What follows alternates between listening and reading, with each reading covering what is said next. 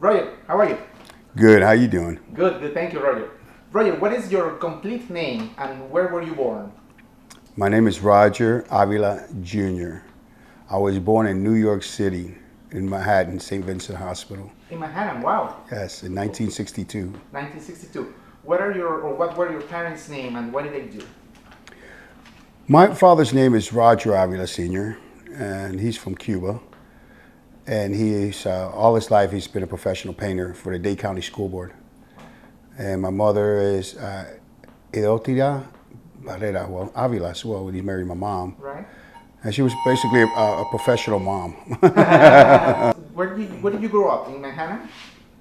Well, in the first part, we actually grew up in Queens. In Queens, okay. I remember that in Flushing, Jamaica Ave, to around 6 years old, maybe, the most, 7. Then we came down to Miami, Florida. Do you remember Queens? I remember Queens, yes, I remember Queens very well. I remember my second grade teacher, she was sweet, you know, yeah. And New York was beautiful back then. I mean, it's probably most likely is, I haven't seen it in a while. Right. But I remember New York clearly. Do you have siblings? Yeah, my brother, my youngest brother, David Avila, and my oldest sister, Jacqueline. And Did you have a neighborhood life in Queens? Do you remember? well, actually, no, because we were little. We weren't. Right. We didn't have the freedom just to walk out of the house. Right. But I remember where Mom used to take us for walks and stuff like that. Very, very, foggy kind of memory because it was very short. Your father came to the United States in what year? Do you know? Yes, I believe it was in 1955, maybe. It or was 50 before Castro? Before Castro. So why do you know why did you come to the States? Well, my grandfather was with Pastistas, and he like kind of foretold my dad what was coming. And Oh, really? yes, Wow. and the sad news was Fidel Castro and crew, well, they eliminated my grandfather because of that. Oh, wow. Yeah, and that's when my father and I decided to come over here, and that's when he met Mom here. My mom was already here from Cuba, and that's where we started our family life. Wow, both of your parents came to the States before Yes. Castro and communism and all that. Yes, yes. So, what do you remember when you arrived to Miami? Your first memories?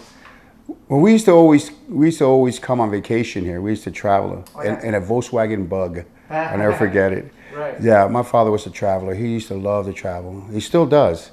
And what I used to remember a lot about Florida is just the sunshine and the beach. Yeah. The sunshine. You get into South Florida, it's like a whole bright new world, you know. And I love the long highways and the little stops that we used to go to, the little gift shops. And when we first got here, it was all about the beach. It was all about the beach. Yeah. Yeah. What neighborhood did you go to when you arrived to Miami? Where did you live? Well, we were visiting Miami, but we planted ourselves in Hollywood, Florida. Yes, we were. That's where basically my life began as a child, growing up in Hollywood, Florida. What do you remember about Hollywood? Believe it or not, sadly to say, there was a little bit of racism back then. Yeah. Yeah, it was. We weren't too welcomed. We were a Latino family, you know. And Even though you were born here. even though I was born here, Wow. you know, I was a little kid with black hair, and I don't know. It was just that my father had a very bad English accent. You know what I mean? That's what we felt at first. So but we had a mixture of friends from Italy, New York. You know, the Italians and us, the Cubans. So we kind of united together. But it felt a little. What years were these? That was in the early 70s. Yeah, in the early. So there wasn't a lot of immigration yet. Not yet, not in Hollywood though. Not in Hollywood, wow. Miami started off pretty much in the 80s when it started getting heavy. So when you came to Hollywood, you do remember having a neighborhood life, friends from the. Oh man, we had a great neighborhood life. Yeah. Yeah, we had a great life. Besides anything that's negative, we had a great neighborhood. We had the parks. We grew up playing football there for Southwest Broward Junior Athletic Association, Wow. Swabja. We used to play against Miramar, Ice Dairy State. We used to play against Coral Springs, Hollywood Hills. Oh man, we had a great time, a real great time. You were you were a physical kid? Did you- Yeah, I was pretty chunky. I was really physical. I had to.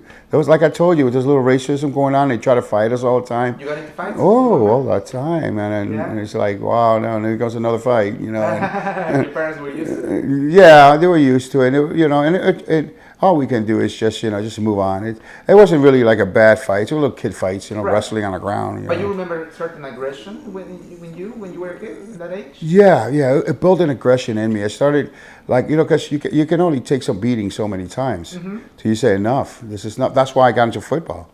Football got me off the streets, you know, hanging out just doing nothing. Where, you know, and you're always in the park now, you know, where it's legally good to hit, you know, and then that's where I got an aggressive player. I was a defensive tackle and an offensive pulling guard. Those are the guys in the front lines, in the trenches. Oh, I loved it. Yes. Did you have aspirations to, you know, play professional, you know, remember? Well, let me tell you something. Back in my days growing up, I went to as far as Miramar High School. Okay, I went to Orange Brook Elementary. I went to Henry D. Perry Middle School, and I was playing football through all this time. But when I went to Miramar High School, okay, that was back in 77, 76, 77. That team was so stacked with full of all-pro players in high school that there's no way I could have squeezed in that team. Wow. I was hitting a concrete wall, you know, and then at the same time, you know, I was involved in some negative stuff in life where it discouraged me, and I end up I lost all heart to play football anymore. Tell me, what is the first time that you went to the stadium? The Orange Bowl. Yeah. The Orange Bowl was electrifying. Orange Bowl was a stadium that wherever you sat, you're on top of the field. You're there. You know, and keep in mind, Miami Dolphins, and back in those 70s, we were the Patriots of the NFL back in them days. Really? But keep in mind also, okay, the rule wasn't so soft like it is now. Yeah. The rules were like, you didn't have late hits on quarterbacks, or you didn't have bump and run rules for the receivers. You didn't have too much, you know, steroid checks or anything like that. The rules were barbaric back in the days. In fact, we were so noisy in the stadium that they had a rule that they would penalize our team because our crowd was too loud. Really? Yes. Wow. Yes. They stopped that now. So football was different back then. Football was really different back then. It was really different, but it was awesome. It was awesome to see your city, you know, go to the Super Bowl 5 times. It's a blessing. Do you remember who was the first person who took you to the stadium to see? My father was the first one. Yeah? It's my father's fault I'm the Dolphin Maniac. Right. So he used to take you to the Orange Bowl. Listen, my father, man, you can see what kind of man he was. He's still alive and well. He had 2 jobs. He worked in a day, okay, as a painter. In New York, he would work in a factory, in a car factory, and at night he would drive taxis. When he came to Miami, Florida, he basically did the same thing. He worked in the school board in the day, but then on a side job on the weekends, he would paint houses to make ends meet. And with all that, he still took us to the parks, or he took us to a Dolphin game. And, you know, he would even find a way to get us into the locker room to get autographs from the players. Really? Wow. Yes, that was him. That was all my father doing that. What names do you remember from those teams? Are you kidding me? I remember. I remember Mandy Fernandez. I remember Mercury Morris, which he's still around. He doesn't remember me. Every time I see him, he just smiles. And I remember him seeing when I was a kid. And I remember Larry Zonka. All those old Errol Morrill. Oh, well, absolutely. I was a kid. I was like, wow, they're my heroes. Did you get to go to one of the Super Bowls in those years? Or did you get to Man, it would have been great. The Super Bowl happened a lot of times in Miami, but it wasn't our teams. Oh, really? Yes, Right. So I was like, man, they ain't my team. What do you remember from when Coach Shula came to the Dolphins, or Don Marino?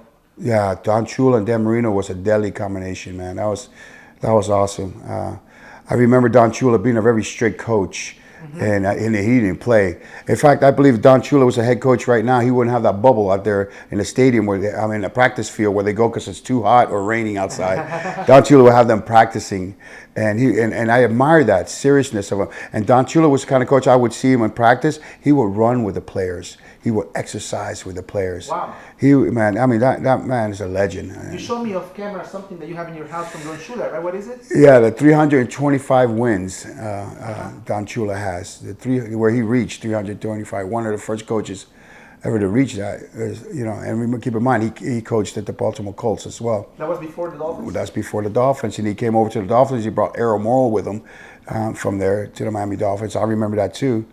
And yeah, Don Shula was a very special coach. Some fans think that since Don Shula, there hasn't been a great Dolphins coach. Do you agree with that? I agree with that. Yeah. For the Dolphins, there wasn't no great coaches. Think about it.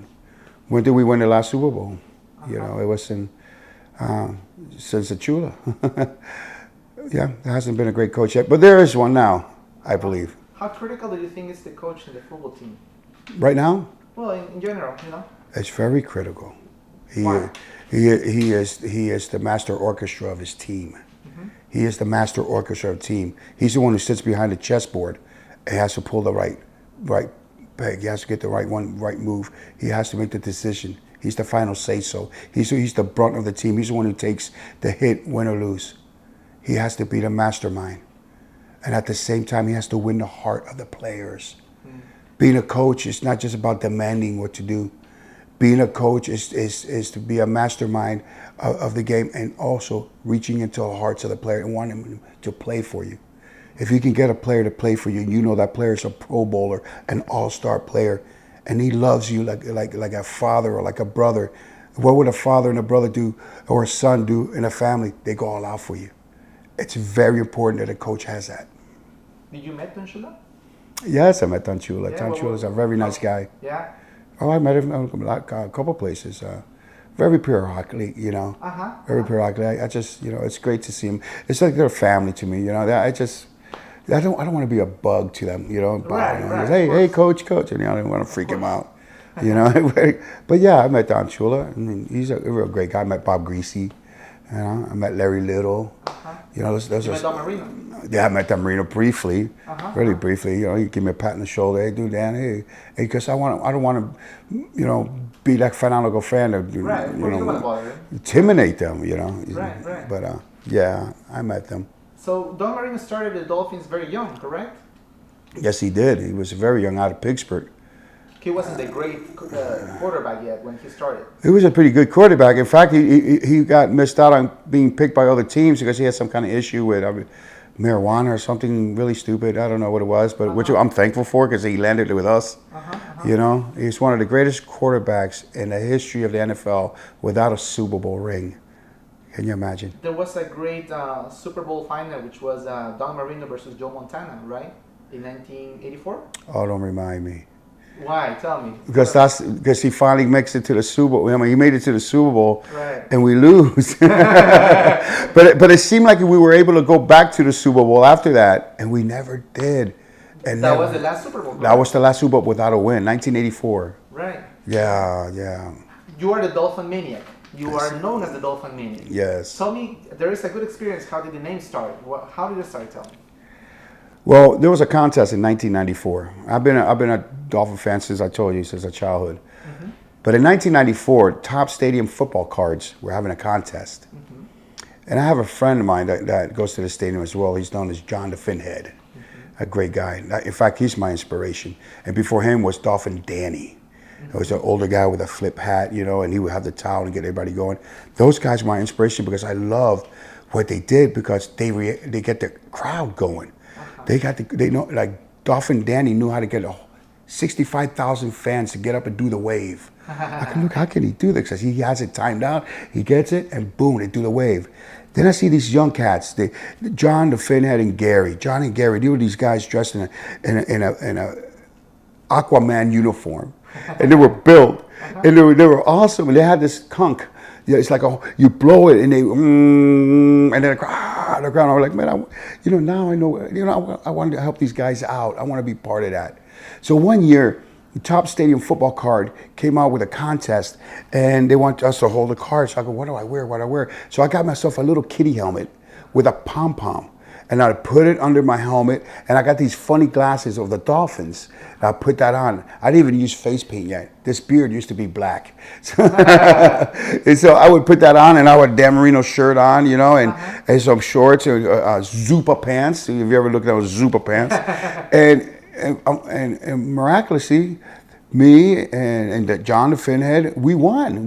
We're on football cards. So that day, we didn't know we won. We just took the picture and everything. Right. So that day was a game day. So come on, let's go. I went running around and stuff with the Finheads. And let me tell you can't keep up with those guys. They run. I've always been chunky. So I'm like, okay, I'll meet you there. so we hit a section and tried to get the crowd going. And the crowd was quiet one time, and I was just standing there, and some guy yells, "Hey, Maniac, Maniac, get this place going, Maniac." And I look, and he's pointing at me, "Maniac, Maniac." I go, "Maniac, all right, get up, make some noise, come on." And they reacted. The crowd started getting up. Hey, this is working, man. Let me go down a section. I went to section to section, and next thing I know, you know what? Dolfan Maniac. 1994. Dolfan Maniac started. Is it easy to get people to react when you're at the stadium? People now more than ever because they know who I am. Right. In the beginning, it wasn't too easy. Right, I imagine. You get people like, sit down or get out of the way, which they had every right. You know, they're paying good money for the game, and you don't want to be obnoxious at the same time. So you got to find a way. You know, when you're in there, you got to, when you're in your little section, you be friendly and loving and everything. Okay, guys, we got to make a lot of noise today. Make sure we got defense. We okay, boom, boom. You got to win their hearts. You got to be able to, and yeah, it's a little job. It's a little job, and you got to love people. You got to have people tolerance. Because you're a big guy, you might look intimidating sometimes. Do you get that? People are afraid of you. Oh well, I don't want really to be afraid of me, but sometimes you get the people from outside and they're under the influence of whatever. They're on drunkenness or something. They'll get beefy. But look at me as this: I don't get big and work out. I'm out season, but I do work out for this reason. You ever see a rodeo clown? They're the ones that get in front of the bulls, try to get away from the rider. Yes. Don't get hit. They look funny, don't they? Mm-hmm. They're funny face and everything, but they never attack the bull. They distract the bull, and they stay themselves in shape because they're going to get hit by the bull. Well, the Maniac's the same thing. I just got like this in case some drunk comes and happens to sucker punch me, kick me. I'll be able to take a hit or something, or hold them down, or whatever, and that's it. That's the only reason. Does that happen sometimes? I've been kicked. Yeah. Between the legs. I've been beer thrown in my face. From the other teams? Yeah, other teams? No. From other teams, I had my helmet pulled off. I had somebody try to headbutt me, but he fell. I didn't. Do you think there's aggressions at the stadiums? There's what? Aggression, violence? There is aggression. Remember, we're in the world. We have people that trouble passes like I had trouble passes. So they want to get away. They want to get something good. And all of a sudden, now they have a trouble pass. They're coming to the game aggressive already. They're drinking, and now their team's losing. Right. And here comes the Maniac, say something stupid, and they're going to get mad, and boom, boom, boom. So that's why you got to be very careful how you handle and how you say things to people.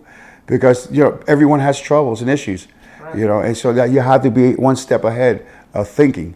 That's why I do not drink at the games. No. Never did? No, I have. Yeah. That's when I lose it. You know by experience. No, that's why I've done it. I tried it, but it's no. And in fact, with the sun and the heat, man, it's just I'm not a good drinker. I guess right. I become like Dr. Jekyll, Mr. Hyde kind of. So it's better. You don't want the Maniac drinking. You want to. Right. How can a Dolphin fan be so loyal for so many years when for so long they haven't won anything big? It's perseverance, man. You can't just. Do you know why I wrap my truck? This goes with the question you're asking, because a lot of people, they want to be a fan to a winning organization, and so they'll put their stickers and their flags up. But in reality, not everybody can make the Super Bowl. And a lot of fans take off their flags and their stickers, and they don't want to put it on until they start winning again. I make a statement by wrapping my truck. Win, lose, or tie, I'm a Dolphin till the day I die. What keeps me going? The word loyalty. I want to set an example for my youth and my baby brothers and sisters here in the city of Miami, is to stay strong and practice perseverance. keep going, keep going. Don't look back. Keep going forward, no matter what. Because one day we're going to hit that promised land, and we're going to be in a Super Bowl. And you can always look back and say, "I've been through it, through the thick and thin. I stayed loyal to my team. That is my team. This is my city. This is where I was raised. This is where the good Lord sent me. This is where my family, my neighbors, my friends, we went through the tough and through the good times. Here, I am a Miami Dolphin. That way, that's what keeps me going." Thank you. You just mentioned something very distinctive. We met at the gym, right? Yeah. And the first thing I know from you is your truck. Right. Your truck is very distinctive. You know, it's a Miami Dolphin all over it. Right. Why did you decide to have it? For that reason, the reason is that's it. Enough. I'm gonna, I want to show my loyalty in season and out of season. I use that truck to go to work and come back, go to the gym, come back, or the Dolphin games. Or if I have special events and any kids want a birthday party or something, I show up to them. Or I do events for the Optimus football teams, and I have the truck ready, put the flags up. Miami, we're Miami. So when the people, even when, we have a lot of tourists in Miami. Yes. I love nothing more than to show up my Dolphin truck at Miami Beach or some special event where the whole world's coming down and see the Miami Dolphins. You're very proud of this city. I love the city. I think it's a gift from God. It is a gift from God. Life is a gift from God. And I just love 5 states and 3 countries. I've been. You just mentioned something to me off camera that it bothers you when kids from this city wear jerseys from other teams. Why? Tell me.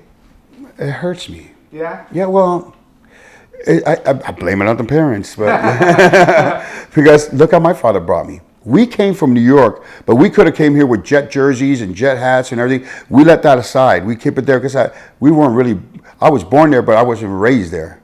My father was born in Cuba. He wasn't raised in New York. But we enjoyed the time in New York, but now we're in Miami. We settle here. This is going to be our hometown. This is our home place. This is home. So Dad, which is our team? Dad says, the Miami Dolphins. All right, let's go watch them. And this is before they hit the Super Bowl. We were watching them. Right. What hurts me to see the children is that they're being raised here, but not showing loyalty. Now, don't get me wrong. I understand that parents came from another state, let's say wherever, other state, they come here and they were all raised there and the kids were halfway raised there. Then they come here, I can understand that. And have generations of family, they're following along, but they're bringing it here.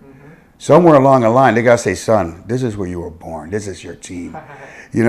Put that Dolphin hat on. Stay loyal to your city. Do you ever tell them?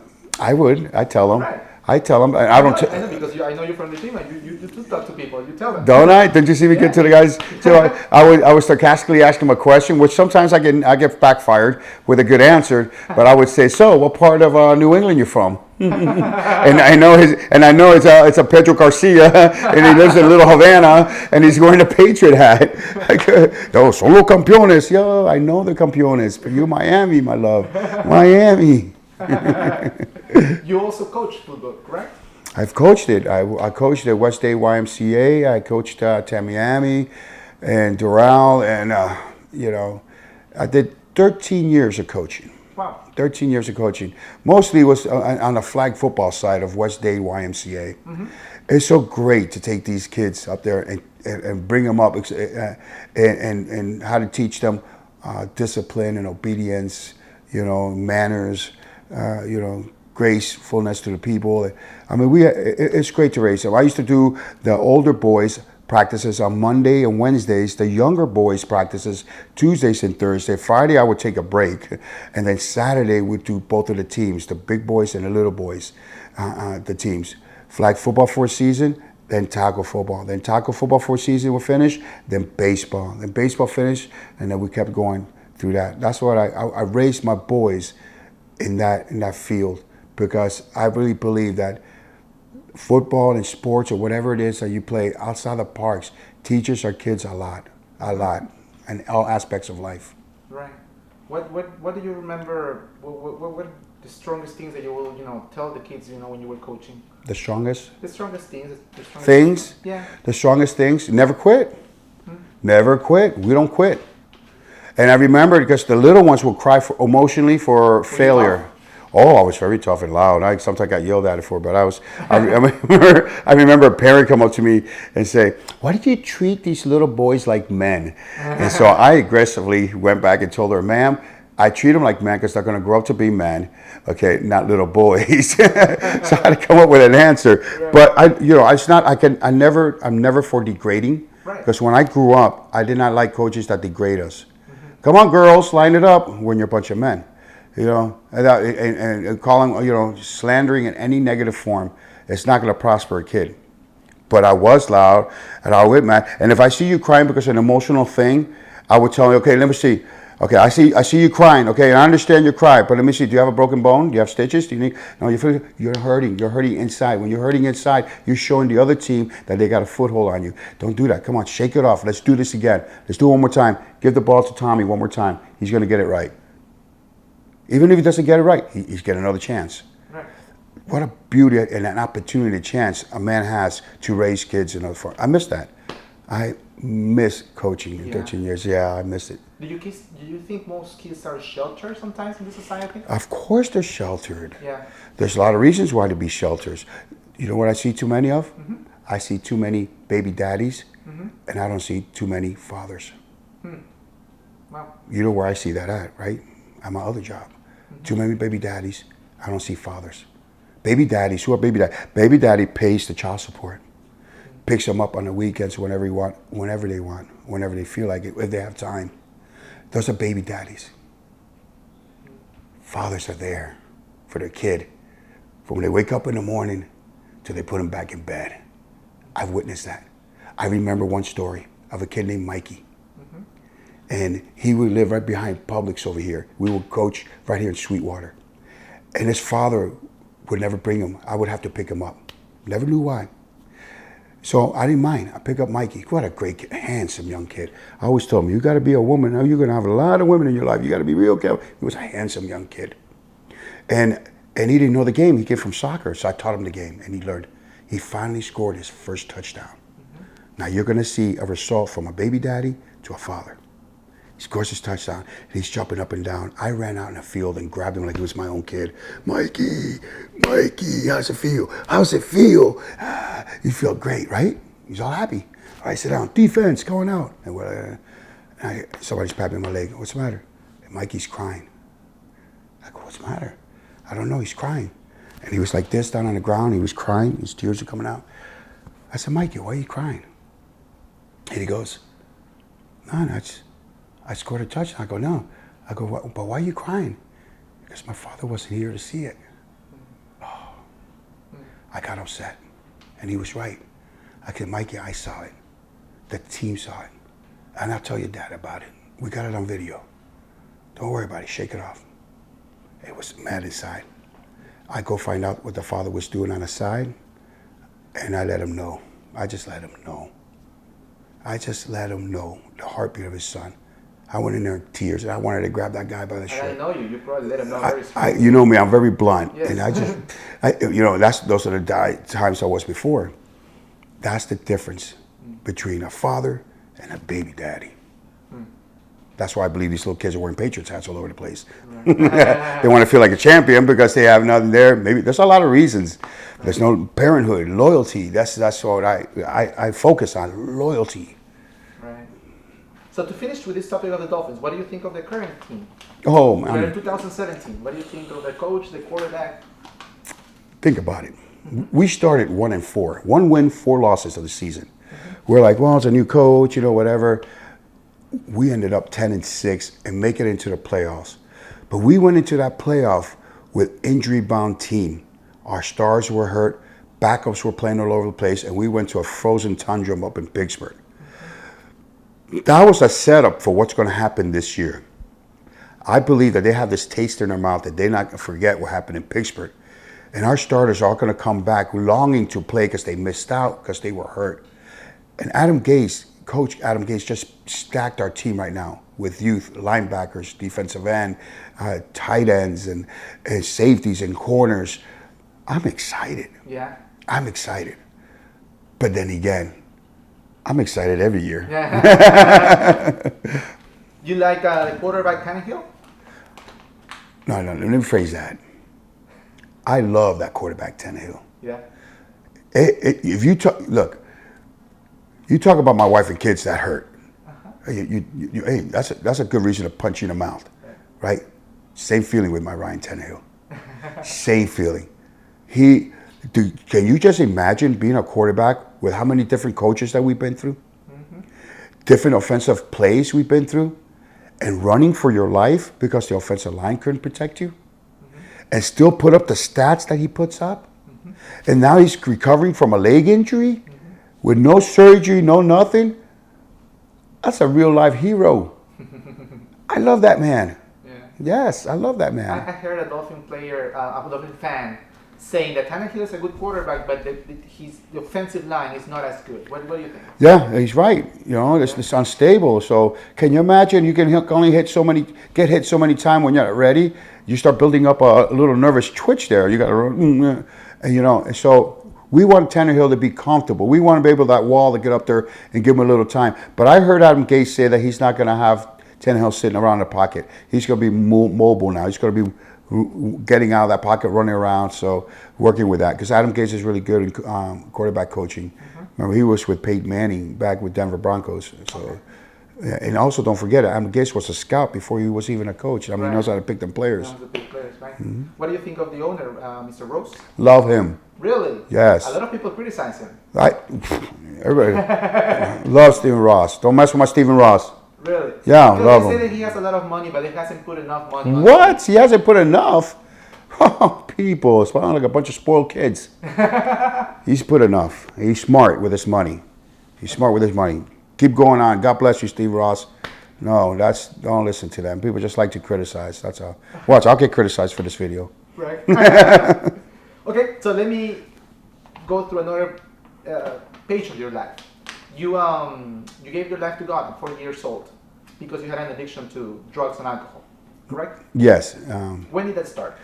Well, and that happened in September 11, 2003. All happened when I finally got to a stage of life that I couldn't shake this habit off. I was causing pain to my family, my jobs, my life. And this all happened in an 8th Street motel, which is where I met Jesus. I was 40 years old, strung out, and I didn't want to live no more. I love people, but I was hurting them. And I was hurting myself. And I really couldn't shake this addiction. So I decided to grab a bunch of cocaine and a bottle of liquor, go into a motel room, and end my life. Didn't want to live no more. I'm telling you before God, He knows I didn't want to live no more. I just failed. That's the way I felt. Failed. I believed that I was worthless. And at that time, I was seeing things, hallucinating, whatever, and I was seeing demonic spirits in my mind because all the drugs and everything I was taking. I said, you know what, whatever. I was like talking and I said, listen now, if you are the devil, I'll never bow down before you, whatever. And I swallowed a bag of cocaine. And when I swallowed that, You swallowed it? I swallowed it, Oscar. Wow. I swallowed it, and I started overdosing. And while I was overdosing, I fell to the floor outside the motel room, and I tried to speak. I was out of air, and I was asking somebody to call 911. I'm overdosing, and I fell on the ground. And I felt my body as I couldn't move it. I was paralyzed, and I knew I was dying. I was getting dim. It was getting dark, and I felt as my soul was coming out of my body. I felt like I was leaving the ground. In fact, I saw my hands under here, and I looked down and I saw pitch black. I mean, there was nothing there, but it was pitch black. I knew I was dying.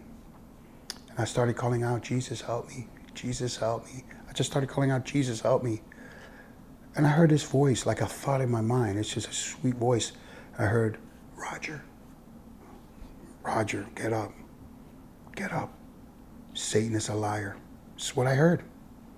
He says, read the Bible. You're going to understand it more than ever. You're going to bring me souls. I've already prepared a place for you. Get up. Get up. I got up. Listen, if I know everybody doesn't believe, and I love you no matter what, but this really happened to me. I got up. And I looked around. It's a longer story than that. I tried to go to the hospital. They checked my blood. The doctor says, if that was true, you should be dead. But you got up without any help? I got up. I got up. I got up and I'm walking around. I'm looking. In fact, there was a guy that had his hat backwards, you know, and he was sweeping the floor with this vacuum thing. And I said in my mind, God, if this was real, can you make him take his hat off and throw it in a garbage can? I mean, I want a confirmation. I'm clear like this, the way you are me, clear, nothing, it's gone. And I look, and the guy was still cleaning. I said, no problem. I went to go inside the motel room, it was locked. So when I turned around to walk away, I heard turn around. And when I turned around, the man had his hat in his hand. He was wiping his forehead, and he threw it in a garbage can. And then he looks at me like I didn't want to embarrass him. I walked away. I go, no, I can't believe this happened. I went to the doctor that day. He told me, go see a psychologist, because if that was true, you should be dead. I went to a psychologist, and he told me, well, if you believe in Jesus, stay that way, you'll be okay. I tried to come home, and of course, my wife already had a restraining order saying, I'm done with your life. See, I took a lot of money when I went on that trip. I thought I was going to die, and I didn't die. Now I'm walking around trying to convince my wife that I heard God. Sure, you heard God. Sure. Go with God and leave my house. Now I'm on the streets. At 40 years old, I'm in the streets. My children were here crying. Poppy's leaving. He's not coming back. I said, I'm coming back. Relax. So I was sitting in a motel room, and for a couple of days went by thinking, what am I going to do? And at that moment, my tears were coming out of my eyes, and I was just thinking, I said, God, remember when I was a kid, and I would be disciplined by my father, because I was a very wild kid, well-deserved, and I would go to my room and cry like this, and my tears will fall just like this. Do you remember? At that moment, I felt this bright light come in my room, really bright, really bright. But I wasn't scared, and I heard that same voice I heard 3 days ago when I was on the ground, and it said, I cried with you. Cry with me? Long story short, he tells me, Janet loves you, my wife's name. You're going home. I'm going home. There was a time I thought he said, I'm going home. So I put the Bible in my chest. Okay, I'm ready to go home. I know what he's talking about. He goes, you're going home. The next day I came here, and my life changed. My wife let me in. We spoke about it. I never looked back. It's been 14 years straight that I've been walking with Jesus Christ. I haven't been perfect. I have my stumbles and fall. I try drinking a beer now and then. It's not the same no more. For me to have a beer right now, it just doesn't do me any justice. It doesn't do no good. Nothing. I don't do drugs. They're all gone. Those habits are gone. I had a relapse years ago when I was starting off. No, it's no good. What am I doing? Stop trusting my way. I started trusting God's way. And when I let go of every way of thinking, the way I handle the matter, the way I handle situations, and the situation still came. Doesn't matter because I'm a Christian, the situation don't go away. It's the same situation, but this time, instead of trusting this or this or this, I start trusting Him. I read the scriptures every day. I wake up 5 in the morning every day, sometimes 4 in the morning every day, before I go to work. And I put my trust in His word. And wherever He says, I listen.